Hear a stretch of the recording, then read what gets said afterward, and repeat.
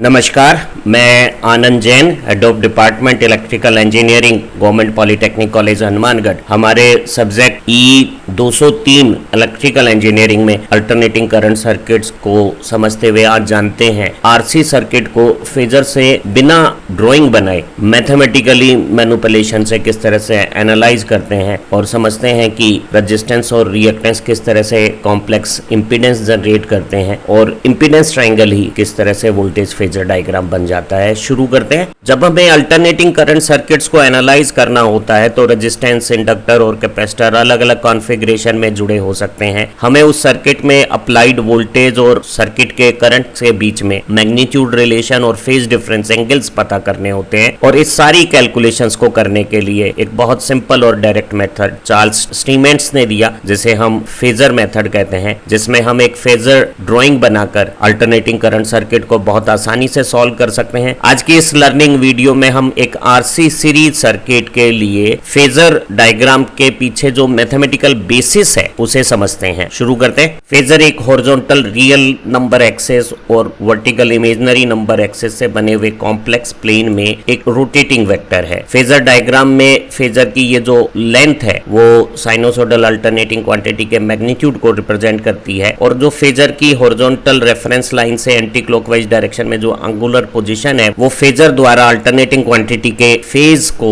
Represent करती है और पोलर फॉर्मेट में जो फेजर के रिप्रेजेंटेशन में एंगल होता है वो अल्टरनेटिंग क्वांटिटी के फेज को रिप्रेजेंट करता है। जो फेजर की कंसेप्ट है वो आयलर आइडेंटिटी पे बेस्ड है, जिसमें एक एक्सपोनेंशियल नोटेशन को हम ट्रिग्नोमेट्रिक फॉर्मेट में रिप्रेजेंट करते हैं और आयलर का रिलेशन कहता है e की power j theta is equal to cos theta plus j sin theta. यहाँ ये एक ऐसे वेक्टर का रिप्रेजेंटेशन है जिसका मैग्नीट्यूड 1 है, यानी इस वेक्टर की लेंथ 1 यूनिट है और वो हॉरिजॉन्टल रेफरेंस से थीटा एंटी क्लॉकवाइज डायरेक्शन में अगर एंगल बना रहा है तो ये प्लस थीटा होगा। अगर यही एंगल क्लॉकवाइज डायरेक्शन में होता, नीचे की तरफ मेरा वेक्टर होता फेजर का, तो ये एंगल माइनस थीटा हो जाता। अगर ये एंगल ऊपर की तरफ एंटी क्लॉकवाइज पॉजिटिव थीटा है तो जो रियल एक्सिस पे इस वेक्टर का कंपोनेंट है वो यहाँ पहले रियल कंपोनेंट के रूप में 1 cos थीटा हो गया है और ये जो वर्टिकल एक्सिस पे कंपोनेंट है वो 1 sin थीटा आ गया है। और क्योंकि वर्टिकल एक्सिस इमेजिनरी नंबर की एक्सिस है और इमेजिनरी नंबर के नोटेशन को हम जे से रिप्रेजेंट करते हैं, जो मेरी हॉरिजॉन्टल लाइन से 90 डिग्री एंटी क्लॉकवाइज शिफ्टेड है, तो ये जो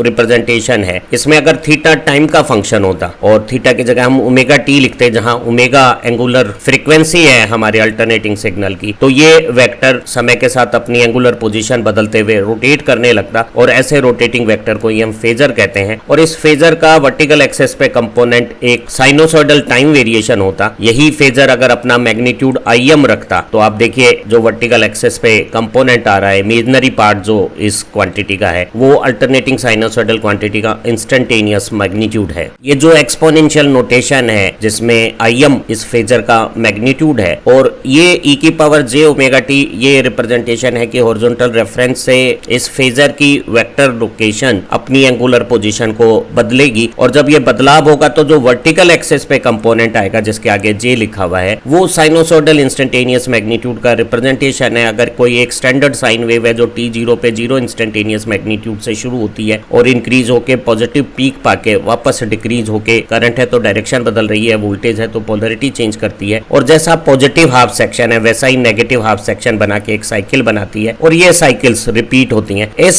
साइनोसॉइडल सिग्नल को हम एक ऐसे रोटेटिंग वेक्टर से रिप्रेजेंट कर सकते हैं जो इस सिग्नल की t0 फेज पोजीशन के हिसाब से हॉरिजॉन्टल रेफरेंस से अपनी एंगुलर पोजीशन 0 बनाए हुए है और अब वो एंगुलर फ्रीक्वेंसी के बराबर वेलोसिटी से जब एंटी क्लॉकवाइज डायरेक्शन में रोटेट करेगा तो इस फेजर का वर्टिकल एक्सिस पे प्रोजेक्शन लगातार अपना मैग्नीट्यूड बढ़ा के और इस टाइम इंस्टेंट पे पीक बना लेगा और जब फर्दर रोटेशन होगा तो ये मैग्नीट्यूड पीक से घट के 0 हो जाएगा और अब करंट अपनी डायरेक्शन या वोल्टेज अपनी पोलरिटी बना के नेगेटिव पीक होकर वापस इनिशियल 0 कंडीशंस पे आ गई है। तो एक फेजर का साइक्लिक रोटेशन यहाँ अल्टरनेटिंग सिग्नल की एक साइक्लिक वेरिएशंस बता रही है। तो हम कह सकते हैं कि ये वेवफॉर्म और ये हॉरिजॉन्टल लाइन पे वेक्टर लोकेशन एक ही बात को रिप्रेजेंट कर रही है। इस तरह से अल्टरनेटिंग सिग्नल को ट्रिग्नोमेट्रिक एक्सप्रेशन या वेवफॉर्म की बजाय इस तरह से मैग्नीट्यूड मैग्नीट्यूड और एंगल पोजीशन से वेक्टर से रिप्रेजेंट करना फेजर रिप्रेजेंटेशन कहलाता है। साइनोसॉइडल अल्टरनेटिंग सर्किट्स में इस तरह के जो फेजर डायग्राम है वो एक ग्राफिकल प्रेजेंटेशन है दो या ज्यादा अल्टरनेटिंग क्वांटिटीज के मैग्नीट्यूड और फेज रिलेशनशिप को प्रेजेंट करने का। यहाँ फेजर की ये जो वेक्टर लेंथ है, जो स्केल्ड लेंथ है, वो साइनोसॉइडल क्वांटिटी के मैग्नीट्यूड को रिप्रेजेंट करती है और अक्सर ये मैग्नीट्यूड आरएमएस मैग्नीट्यूड होता है। दो वेक्टर के बीच में जो सेम फ्रीक्वेंसी के हैं, ये जो एंगुलर पोजीशन है वो फेज डिफरेंस कहलाती है और जो वेक्टर एंटी क्लॉकवाइज है जैसे यहाँ करंट, वो लीडिंग कहलाता है और जो क्लॉकवाइज डायरेक्शन में होता है वो लैगिंग फेजर कहलाता है। तो इस डायग्राम में वोल्टेज जो हॉरिजॉन्टल के साथ जीरो एंगल बना के है, जिसका आरएमएस मैग्नीट्यूड V है, जिसका ये ब्राउन प्रेजेंटेशन है, वो लैग कर रहा है और ये करंट प्लस फाई एंगल से एंटी क्लॉकवाइज डायरेक्शन में लीड कर रहा है और ये मैग्नीट्यूड एंगल रिप्रेजेंटेशन हो गया इन फेजर्स डायग्राम का। आज हम बिना डायग्राम बनाए इस तरह के कॉम्प्लेक्स रिप्रेजेंटेशन से, मैथमेटिकल एनालिसिस से किस तरह से एक आरसी सर्किट को सॉल्व करते हैं वो कंसेप्ट समझेंगे। जब मैथमेटिकल एनालिसिस से अल्टरनेटिंग सर्किट्स को एनालाइज करना होता है, अल्टरनेटिंग वोल्टेज और करंट के बीच में मैग्नीट्यूड और फेज रिलेशनशिप निकालनी होती है, तो हम इन दोनों वोल्टेज और करंट में से किसी एक को reference phasor zero angular position पे मान लेते हैं। अक्सर वोल्टेज एक दी गई इंफॉर्मेशन होती है तो उसे रेफरेंस मानना पसंद किया जाता है। तो वोल्टेज जो जीरो इंस्टेंटेनियस मैग्नीट्यूड से अपनी T0 पे स्टार्ट करता है, जिसका ये स्टैंडर्ड साइनोसॉइडल एक्सप्रेशन है, Vm मैक्सिमम वैल्यू है। Vm की बजाय आरएमएस मैग्नीट्यूड कैपिटल V को ज्यादा इंफेसिस देने के लिए हम Vm को √2V लिख सकते हैं। e की power j omega t phasor की रोटेटिंग नेचर को रिप्रेजेंट कर रहा है और ऐसे रोटेशन से वर्टिकल एक्सिस पे जो कंपोनेंट आता है, जिसे हम इमेजिनरी पार्ट कहते हैं, वो ये Vm साइन ओमेगा t रूप रख लेगा। T0 पे ये एंगुलर पोजीशन 0 है और इतना कॉम्प्लेक्स एक्सपोनेंशियल नोटेशन को बहुत सिंपल तरीके से मैग्नीट्यूड और एंगल फॉर्मेट में, पोलर फॉर्म में लिखा जा सकता है। हम अगर किसी सर्किट में जनरलाइज्ड करंट एक्सप्रेशन ले, करंट का पीक मैग्नीट्यूड Im है, वो उसकी फ्रीक्वेंसी वही होगी जो वोल्टेज की फ्रीक्वेंसी होगी। लीनियर सर्किट में जैसा एक्साइटेशन वैसा रिस्पॉन्स, लेकिन वोल्टेज और करंट में एक फेज डिफरेंस हो सकता है और इस फेज डिफरेंस को हम फाई मानते हुए जब करंट फेजर को एक्सपोनेंशियल नोटेशन में लिखते हैं तो कैपिटल I करंट का एक आरएमएस मैग्नीट्यूड है, ये करंट फेजर की रोटेटिंग नेचर हो गई और ये करंट फेजर की T0 फेज एंगल हो गया, जो वोल्टेज के साथ पॉजिटिव, नेगेटिव या सेम फेज कुछ भी हो सकता है डिपेंडिंग अपॉन सर्किट कंपोजिशन। हमें एक सर्किट में वोल्टेज और करंट के मैग्नीट्यूड रिलेशन और फेज डिफरेंस एंगल कैलकुलेशंस करने हैं और आज हम आरसी सर्किट के लिए जानेंगे कि रेफरेंस वोल्टेज लगाने पे करंट 0 से 90 डिग्री के बीच में किसी एंगल से लीड करता है और V और I में एक रिलेशन है, V इक्वल टू IZ, जहां Z complex impedance RC circuit में रेजिस्टेंस और कैपेसिटिव रिएक्टेंस से क्या रिलेशन रखता है, सारी बातें समझ में आएगी। यहाँ ब्लू फ्रेम में एक non inductive pure resistance R ओम को एक प्योर आइडियल कैपेसिटर के साथ सप्लाई वोल्टेज में कनेक्ट किया हुआ है कि RC और सप्लाई का एक ही सिंगल करंट फ्लो पाथ है। ऐसे R और C के कनेक्शन को हम RC सीरीज सर्किट कहते हैं। जब ऐसे सर्किट में हम साइनोसॉइडल वोल्टेज अप्लाई करते हैं तो जो साइनोसॉइडल करंट ऐसे सर्किट में फ्लो होता है उसे हमने एनालाइज करते समय टिक्नोमेट्रिक वैल्यूज रखकर जब फेजर डायग्राम बनाकर एनालिसिस किया था तो करंट को रेफरेंस 0 फेज एंगल के साथ माना था और देखा था कि वोल्टेज उससे 0 से 90 के बीच में किसी एंगल से लैग करती है। आज यही कैलकुलेशन हम मैथमेटिकल मैनिपुलेशन से जब करेंगे तो वोल्टेज और करंट के टिक्नोमेट्रिक रिलेशंस की बजाय फेजर पोलर एक्सप्रेशंस रखेंगे और पाएंगे कि रेफरेंस वोल्टेज को करंट फाई एंगल से लीड कर रहा है और ये फाई की वैल्यू 0 से 90 के बीच में डिपेंडिंग अपॉन सर्किट कंपोजिशन और सप्लाई फ्रीक्वेंसी कैसे रहती है और V और I में जो V equal to IZ relation में Z कॉम्प्लेक्स इंपीडेंस क्या रिलेशनशिप रखता है वो जानेंगे। हमें पता है एक सीरीज सर्किट में R और C की वोल्टेज टोटल सप्लाई वोल्टेज का बंटवारा है, डिवीजन है, तो इन दोनों का जोड़ सप्लाई वोल्टेज के बराबर है। तो किसी इंस्टेंट पे R की वोल्टेज और उसी इंस्टेंट पे कैपेसिटर की वोल्टेज का सम इंस्टेंटेनियस सप्लाई वोल्टेज है। हमें पता है R में करंट और वोल्टेज प्रोपोर्शनल है तो V इक्वल टू IR है। कैपेसिटर में वोल्टेज चार्ज बटा C है और चार्ज करंट का इंटीग्रेशन है तो ये integration I dt by C हो गया है। हम इस एक्सप्रेशन में करंट का टिक्नोमेट्रिक न्यूमेरिक एक्सप्रेशन ना लिख के फेजर एक्सप्रेशन लिखेंगे और वोल्टेज के फेजर एक्सप्रेशन से ये करंट और वोल्टेज में मैग्नीट्यूड और फेज एंगल की रिलेशनशिप को कैलकुलेट कर लेंगे। हमने वोल्टेज को रेफरेंस फेजर लिया है, जीरो फेज कंडीशंस के साथ ये अपनी इनिशियल वैल्यू को स्टार्ट कर रहा है। तो इसका जो Vm sin omega T sinusoidal time variation है वो इस फेजर का इमेजनरी पार्ट हो गया है। e की पावर j ओमेगा टी का imaginary part sine omega T है, √2v Vm है और ये Vm sin ओमेगा टी का रिप्रेजेंटेशन हो गया। तो वोल्टेज के इंस्टेंटेनियस वैल्यू की जगह मैं लिख देता हूं imaginary part of voltage phasor. इसी तरह से यहां करंट के एक्सप्रेशन में मैं फेजर एक्सप्रेशन लिख देता हूं और जो इमेजनरी पार्ट है वो इंस्टेंटेनियस करंट और इंस्टेंटेनियस करंट के इंटीग्रेशन का 1/c कैपेसिटर की वोल्टेज बता देगा। अब मुझे मालूम है कि इन इमेजनरी क्वांटिटीज का सम इस इमेजनरी क्वांटिटी के बराबर है। ये जो अंदर मैथमेटिकल क्वांटिटी है उनका सम इस क्वांटिटी के बराबर होगा। तो मुझे बार बार ये इमेजनरी पार्ट है इसे अवॉइड करना है, तो मैं लिख देता हूं कि वोल्टेज का फेजर एक्सप्रेशन करंट के फेजर एक्सप्रेशन में r का मल्टीप्लिकेशन और करंट के फेजर एक्सप्रेशन के इंटीग्रेशन में c का डिवीजन है। यहां हमने सिंपल इंस्टेंटेनियस वोल्टेज और इंस्टेंटेनियस करंट की जगह उनके रेस्पेक्टिव फेजर एक्सप्रेशंस लिख दिए हैं। अब जब कैलकुलेशंस करेंगे और इंटीग्रेशन करेंगे तो √2i और e की पावर j∅ ये कांस्टेंट है। ध्यान रहे करंट और वोल्टेज के बीच में ये जो फेज डिफरेंस एंगल है वो टाइम के साथ बदलता नहीं है, तो ये कांस्टेंट इंटीग्रेशन से बाहर आ जाएंगे। Supply voltage instantaneous v is equal to IR plus 1/c integration i dt में जब हमने इंटीग्रेशन किया तो √2 RMS करंट और ये फेज डिफरेंस एंगल के साथ e की पावर j∅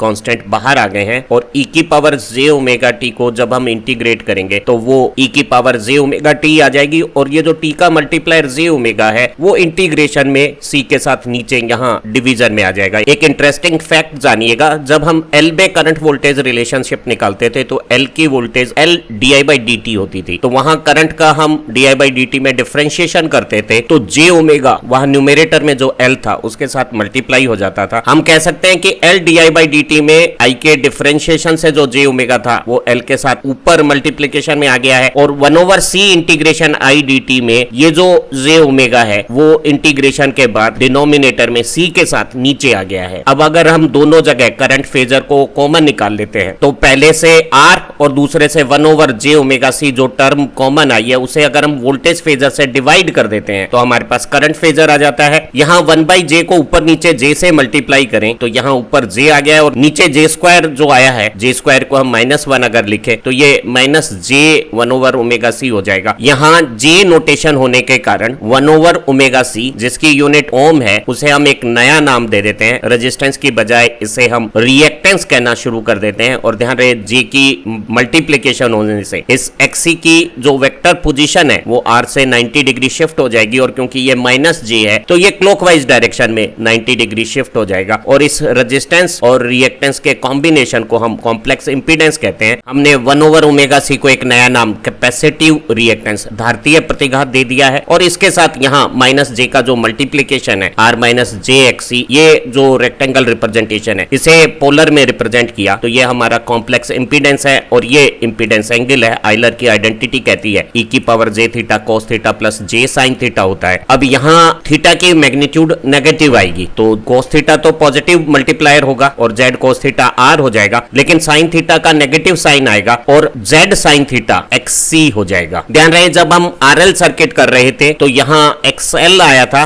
और ये नोटेशन प्लस j आया था तो उसमें जो z का ये इंपीडेंस एंगल था वो पॉजिटिव था। यहाँ RC सर्किट में z का ये जो इंपीडेंस एंगल है वो नेगेटिव आएगा और ऐसी स्थिति में जब हम इस फेजर एक्सप्रेशन और इस पोलर वेक्टर एक्सप्रेशंस को कंपेयर करते हैं तो दोनों में मैग्नीट्यूड है, एंगल है, लेकिन फेजर जो वोल्टेज और करंट के हैं वो रोटेटिंग नेचर रखते हैं, साइनोसोडल क्वांटिटीज को रिप्रेजेंट करेंगे, लेकिन इसकी वेक्टर लोकेशन फिक्स्ड है। लेकिन अब मैथमेटिकल मैनिपुलेशन में हम कंपेयर कर सकते हैं आरएमएस करंट का मैग्नीट्यूड। यहाँ फेजर के जब हम डिवीजन करते हैं तो मैग्नीट्यूड से मैग्नीट्यूड का डिवीजन हो गया है तो वोल्टेज के आरएमएस मैग्नीट्यूड में कॉम्प्लेक्स इंपीडेंस के डिवीजन से करंट का आरएमएस मैग्नीट्यूड आ गया है। इसे हम यहाँ बहुत आसानी से V equal to IZ relation से याद कर सकते हैं और I इक्वल टू V/Z हो गया है। हमने जाना है कि जैसे डीसी सर्किट में V इक्वल टू IR होता था, एसी सर्किट में R की जगह Z आ जाता है और रिलेशन हो जाता है V equal to IZ। e की पावर j ओमेगा t ये दोनों तरफ कॉमन है और ये जो थीटा इंपीडेंस एंगल है वो ऊपर गया तो माइनस थीटा हो जाएगा। ध्यान रहे थीटा की न्यूमेरिक वैल्यू नेगेटिव है तो माइनस थीटा जब हम कैलकुलेट कैलकुलेट करेंगे फाई की वैल्यू निकालने के लिए, तो वो पॉजिटिव क्वांटिटी आएगी और वो इंडिकेट करेगी कि करंट फेजर वोल्टेज फेजर से लीडिंग पोजीशंस पे है। और ये जो लीड एंगल है वो 0 से 90 के बीच में किस तरह से अपनी पोजीशन पाता है वो अभी हम समझ लेंगे। इस कॉम्प्लेक्स से एक्सपोनेंशियल नोटेशन को बहुत सिंपल पोलर फॉर्मेट में लिखा जा सकता है। मैग्नीट्यूड एंगल जो करंट फेजर का है वो voltage phasor divided by impedance हो गया है। जब हम पोलर फॉर्म में लिखते हैं तो e की पावर j ओमेगा t को अवॉइड कर देते हैं, क्योंकि हमें पता है करंट और वोल्टेज फेजर हैं, रोटेटिंग वेक्टर्स हैं जो ओमेगा एंगुलर वेलोसिटी से रोटेट कर रहे हैं। ये बात इंप्लाइड है, उसे यहाँ लिखने की जरूरत नहीं है। तो जो सिंपल पोलर रिप्रेजेंटेशन है वो आरएमएस मैग्नीट्यूड और फेज एंगल के साथ जब हम लिखते हैं और पोलर फॉर्म में जब डिवीजन करते हैं तो मैग्नीट्यूड का मैग्नीट्यूड से सिंपल डिवीजन हो जाता है, और डिवीजन में एंगल जब सब्ट्रैक्ट होंगे तो फाई माइनस थीटा आ जाएगा। ध्यान रहे थीटा नेगेटिव है, इसलिए फाई जो माइनस थीटा है वो एक पॉजिटिव फिगर आएगा। तो आरसी सर्किट में करंट वोल्टेज से लीड करेगा। ये बात हमने कभी पहले सीख रखी है याद करने के लिहाज से कि कैपेसिटर और करंट दोनों की स्पेलिंग सी से शुरू होती है, तो कैपेसिटर में करंट आगे होता है। प्योर कैपेसिटर में ये लीड एंगल करंट का वोल्टेज से पूरा 90 डिग्री है, लेकिन अगर सर्किट में आर कंपोनेंट भी है तो ये एंगल 0 और 90 के बीच में कोई एक वैल्यू रखेगा। एक आरसी सर्किट में करंट और वोल्टेज के मैग्नीट्यूड और फेज डिफरेंस रिलेशन को बहुत आसानी से याद किया जा सकता है, समझा जा सकता है अगर हम इंपीडेंस ट्राइंगल बनाना सीख लें। चाहे हमें इंपीडेंस का मैग्नीट्यूड और एंगल फॉर्मेट पोलर फॉर्मेट बनाना आ जाए, या हम रेक्टेंगल फॉर्मेट में रियल कंपोनेंट और इमेजिनरी कंपोनेंट को समझना शुरू कर दें। ध्यान रहे जब 1/j ओमेगा सी को ऊपर नीचे j से मल्टीप्लाई किया था तो ये j/j² को हमने -j कह दिया था। तो हम पाते हैं कि ये जो कैपेसिटिव रिएक्टेंस के साथ -j का मल्टीप्लीकेशन है वो हमारी वेक्टर लोकेशंस को यहाँ क्लॉकवाइज 90 डिग्री शिफ्ट कर चुका है, आर हॉरिजॉन्टल लाइन पे है। तो ये मेरे कॉम्प्लेक्स इंपीडेंस का रियल और ये इमेजिनरी पार्ट है। इमेजिनरी पार्ट को हम रिएक्टेंस कहते हैं, रियल पार्ट रेजिस्टेंस है। जब करंट फ्लो होता है तो रेजिस्टेंस इलेक्ट्रिकल एनर्जी को हीट में कन्वर्ट करता है। वहीं कैपेसिटर अल्टरनेटिंग सप्लाईज में बढ़ती वोल्टेज के समय एनर्जी को स्टोर करेगा और घटती वोल्टेज के समय वही स्टोर्ड एनर्जी रिलीज करेगा। एवरेज पावर कंजम्पशन 0 रखेगा। तो ऐसे सर्किट एलिमेंट जो पावर कंजम्पशन नहीं करते, करंट फ्लो के लिए वोल्टेज की डिमांड करते हैं, उन्हें हम रिएक्टेंस कहते हैं, और उनके रिएक्टिव इफेक्ट को हम इंडक्टर के रिएक्टिव इफेक्ट को इंडक्टिव रिएक्टेंस प्रेरणिक प्रतिघात कहते हैं, और कैपेसिटर के रिएक्टेंस को कैपेसिटिव रिएक्टेंस धारतीय प्रतिघात कहते हैं। जहां XL प्लस J टाइप था, XC माइनस J टाइप यहां नीचे आया है। एक बार जब हमें रेक्टेंगल फॉर्म में इंपीडेंस की रियल और ये -j में कैपेसिटिव रिएक्टेंस धारतीय प्रतिघात की स्थिति पता लग गई है, तो हम R में XC को जोड़ के ये R वेक्टर के हेड पे हमने XC वेक्टर की टेल रख दी है। तो अब ये जो डायगोनल बनेगा वो कॉम्प्लेक्स इंपीडेंस हो जाएगा। और आप देखिए अगले डायग्राम में ये जो काली लाइन है वो कॉम्प्लेक्स इंपीडेंस को शो कर रही है, और क्योंकि XC -j टाइप है तो Z की ये जो लोकेशन आई है वो R से क्लॉकवाइज नेगेटिव थीटा एंगल के साथ आई है। तो ये Z का मैग्नीट्यूड हो गया है और ये थीटा इंपीडेंस एंगल आ गया है। यहाँ 4 पैरामीटर हैं, R रेजिस्टेंस, X रिएक्टेंस या प्रतिघात, और Z इंपीडेंस या प्रतिबाधा और इंपीडेंस एंगल थीटा। इन चारों में से कोई भी 2 मालूम हो तो बाकी 2 का पता हमें या तो Pythagoras calculation R² + X² = Z² से, या जो टिक्नोमेट्रिक रिलेशन है cos theta R/Z, sin theta X/Z या tan थीटा X/R, इनकी मदद से हम कर सकते हैं। एक बार अगर हमें कॉम्प्लेक्स इंपीडेंस का रियल पार्ट और रिएक्टिव पार्ट -j में XC और हॉरिजॉन्टल लाइन पे रियल पार्ट रेजिस्टेंस मालूम हो गया है, तो हम इसी इंपीडेंस डायग्राम से वोल्टेज फेजर डायग्राम बना सकते हैं। हमें जो करंट फेजर है, रोटेटिंग वेक्टर है, उसे हॉरिजॉन्टल रेफरेंस में R के अलोंग रोक लेना है। अब एक बार अगर करंट फेजर हॉरिजॉन्टल रेफरेंस पे आ गया है तो जिस समय करंट फेजर हॉरिजॉन्टल रेफरेंस पे आपने टाइम को फ्रीज किया है, रेजिस्टेंस और कैपेसिटिव रिएक्टेंस की वोल्टेज रेस्पेक्टिवली रेजिस्टेंस के अलोंग और कैपेसिटिव रिएक्टेंस की वेक्टर लोकेशन के अलोंग होगी। ध्यान रहे जिस समय करंट फेजर रोटेट कर रहा था उस समय भी इन वेक्टर की पोजीशंस फिक्स रही थी, और करंट के हॉरिजॉन्टल पोजीशंस पे R की वोल्टेज R के अलोंग साफ जाहिर हो रहा है। R की वोल्टेज और करंट सेम फेज में है, और जो कैपेसिटर की वोल्टेज है वो कैपेसिटर की लाइन पे साफ जाहिर हो रहा है कि करंट से कैपेसिटर की वोल्टेज में 90 डिग्री का फेज डिफरेंस है, और एंटी क्लॉकवाइज डायरेक्शन का करंट लीड कर रहा है और कैपेसिटर की वोल्टेज 90 डिग्री लैग कर रही है। एक बार हमें रेजिस्टेंस और कैपेसिटर की ये वोल्टेज मालूम हो गई तो हम इन वोल्टेजेस को जोड़कर रेजिस्टेंस की वोल्टेज में हम कैपेसिटर की वोल्टेज को ऐड करके ये जो डायगोनल बनता है वो टोटल वोल्टेज आ जाएगी। और एक बड़ी खूबसूरत बात आएगी कि जो टोटल वोल्टेज है वो Z की इंपीडेंस की जो वेक्टर लोकेशन है उसके अलोंग आएगी और टोटल वोल्टेज का मैग्नीट्यूड Z के साथ वही रिलेशन रखेगा जो R की वोल्टेज R के साथ और C की वोल्टेज XC के साथ रखती है। और हम देखेंगे कि एक इंपीडेंस ट्राइंगल है वही वोल्टेज फेजर डायग्राम बन गया है। जब हमने रोटेटिंग करंट फेजर को हॉरिजॉन्टल रेफरेंस लाइन पे रोका है तो R की वेक्टर लोकेशन के अलोंग R की वोल्टेज आ गई है और XC जो -J टाइप था यहाँ हॉरिजॉन्टल लाइन से क्लॉकवाइज 90 डिग्री पोजीशन पे था। जब करंट को हॉरिजॉन्टल लाइन पे रोका है तो XC की वोल्टेज ये VC कैपेसिटर की वोल्टेज XC की लाइन में करंट से 90 डिग्री आ गई है। और हम अगर एक पैरेललोग्राम बनाएं तो R की वोल्टेज और C की वोल्टेज का समेशन ये जो टोटल सप्लाई वोल्टेज है वो Z के अलोंग आ गई है। और आप देखेंगे कि जो R और Z के बीच में इंपीडेंस एंगल है वही करंट फेजर और वोल्टेज फेजर के बीच में फेज डिफरेंस एंगल हो गया है। और R X Z जो प्रोपोर्शनलिटी रखते हैं वही प्रोपोर्शनलिटी VR VC और V रखती हैं। R से I गुना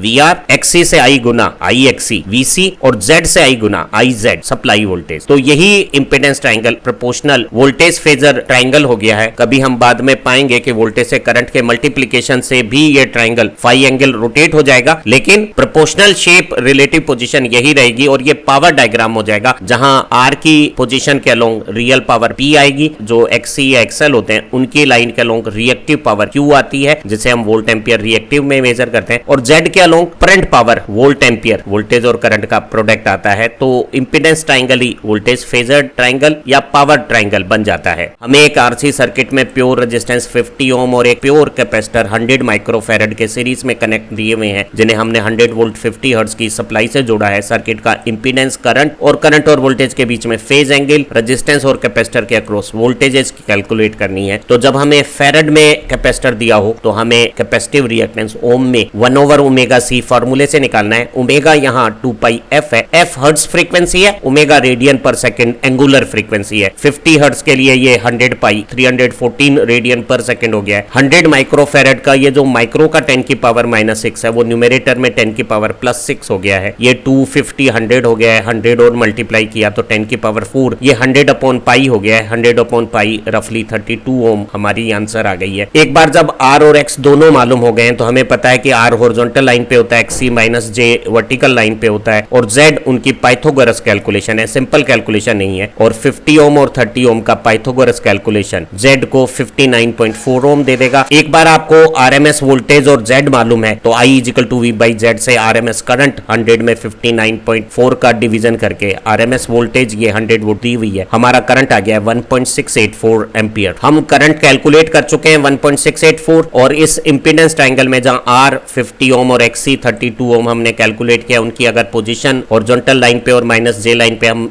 मैनिपुलेट कर यहां ड्रॉ कर दें तो करंट फेजर को हॉरिजॉन्टल रेफरेंस लाइन पे रोकने पे R की वोल्टेज R के अलोंग आएगी और C की वोल्टेज VC XC के अलोंग आएगी और Z के अलोंग मेरी वोल्टेज फेजर आ जाएगा। तो वोल्टेज और करंट के बीच में जो फेज डिफरेंस एंगल है वही Z और R के बीच में इंपीडेंस एंगल है। अगर Z जैसा कि RC सर्किट में क्लॉकवाइज डायरेक्शन में होता है तो थीटा नेगेटिव है, अगर थीटा नेगेटिव होता है तो थीटा के बराबर फाई न्यूमेरिकली पॉजिटिव होगा, यानी वोल्टेज से करंट लीड होगा। ध्यान रहे फाई करंट फेजर का वोल्टेज फेजर के साथ फेज डिफरेंस एंगल है। तो हम थीटा की कैलकुलेशन कर सकते हैं। इस ट्रायंगल में tan थीटा हो गया XC अपॉन R, तो थीटा हो गया tan इनवर्स XC और R के रेशो 0.64 का tan इनवर्स 32.64 डिग्री मेरी थीटा आ गई है। तो मैं कह सकता हूं कि मेरा करंट फेजर वोल्टेज फेजर से 32.64 डिग्री लीड कर रहा है क्योंकि मेरा इंपीडेंस एंगल यहाँ नेगेटिव है। Z R के अगर क्लॉकवाइज है तो I V के एंटी क्लॉकवाइज होगा। R की वोल्टेज IR हम निकाल सकते हैं, R 50 ओम, करंट हम 1.684 निकाल चुके हैं, दोनों के मल्टीप्लिकेशन से R की RMS वोल्टेज करंट के सेम फेज में आ जाएगी। और C की voltage VC I XC I 1.684 XC हम 32 ओम कैलकुलेट कर चुके हैं, 53.9 वोल्ट आ गई है और ये करंट से 90 डिग्री फेज में पीछे होगी और वोल्टेज से जो VC की अगर आप फेज लोकेशंस निकालना चाहें तो वो 90 - 32.64 एंगल से लीड कर रही है। एक बहुत important exam oriented question clear कर लेते हैं। हमें एक फिलामेंट लैंप दिया है जो 100 वोल्ट पे 200 वॉट पावर रेटिंग्स रखता है और इसे हमने 200 वोल्ट की RMS वैल्यू वाली साइनोसोडल सप्लाई से कनेक्ट किया हुआ है। ध्यान रहे अगर हम 100 वोल्ट के लैंप को ओवर वोल्टेज सीधे कनेक्ट कर देंगे तो ओवर वोल्टेज से लैंप के फिलामेंट में रेटेड से ज्यादा करंट फ्लो होने से, ज्यादा पावर डेवलप होने से फ्यूजिंग एक्शन हो जाएगी, हमारा फिलामेंट बल्ब डैमेज हो जाएगा। तो बल्ब को प्रोटेक्ट और फुल रेटेड ऑपरेटिंग कंडीशंस पे ऑपरेट करने के लिए हम वोल्टेज को डिवाइड करेंगे, सीरीज में कुछ एलिमेंट लगाएंगे, वो अगर हम रेजिस्टेंस लगाएंगे तो उसमें पावर लॉस होंगे। इंडक्टर या कैपेसिटर लगाएंगे तो इंडक्टर और कैपेसिटर जो रिएक्टिव एलिमेंट होते हैं वो करंट को तो लिमिट कर देंगे, वोल्टेज को डिवाइड कर देंगे, लेकिन खुद एडिशनल पावर कंजप्शन नहीं करेंगे। तो हमें पता करना है कि एडिशनल कैपेसिटर कितनी वैल्यूज का लगाएं। सप्लाई फ्रीक्वेंसी 50 हर्ट्ज दी हुई है, तो हमें बल्ब की वोल्टेज और पावर रेटिंग से बल्ब के रेजिस्टेंस और रेटेड करंट की कैलकुलेशन करनी चाहिए, क्योंकि सर्किट एनालिसिस में रेजिस्टेंस एक ऐसा पैरामीटर है जो अलग अलग वोल्टेज करंट कंडीशंस पे भी कांस्टेंट रहेगा। और रेटेड करंट से मुझे मालूम रहेगा कि जिस समय मैं बल्ब को रेटेड ऑपरेट 200 वॉट पावर पे कर रहा हूं तो कैपेसिटर जो कि सीरीज में कनेक्ट है उसका करंट क्या होगा। तो मुझे पता है प्योर रेजिस्टेंस के लिए एसी और डीसी के फॉर्मूले एक जैसे हैं, P = VI और V = IR, ओम्स लॉ और पावर रिलेशन। यहाँ ये V RMS वोल्टेज है, I RMS करंट है। तो मैं रेटेड करंट निकाल सकता हूँ पावर में वोल्टेज का डिवीजन करके, 2 एम्पियर आ गई है। एक बार अगर मुझे करंट मालूम है, वोल्टेज मालूम है, तो मैं रेजिस्टेंस निकाल सकता हूँ और मेरे बल्ब का जिसकी voltage rating 100 volt, power rating 200 what है, उसकी रेजिस्टेंस आ गई है V/I से 50 ओम। मैं इसे V²/P से डायरेक्ट भी कैलकुलेट कर सकता था, 50 ओम। तो मेरे इस बल्ब को जिसे मैं प्योर रेजिस्टेंस मान सकता हूँ 50 ओम है, उसमें रेटेड 2 एम्पियर करंट को फ्लो करवाने के लिए 200 वोल्ट 50 हर्ट्ज सप्लाई के सीरीज में क्या कैपेसिटर लगाना होगा, कैपेसिटेंस वैल्यू कैलकुलेट करते हैं। हमें पता है कि एक आरसी सर्किट में करंट फेजर के अलोंग आर की वोल्टेज होती है और करंट से 90 डिग्री लैगिंग कैपेसिटर की वोल्टेज होती है, और इन दोनों का पाइथागोरस कॉम्बिनेशन ये सप्लाई वोल्टेज है जो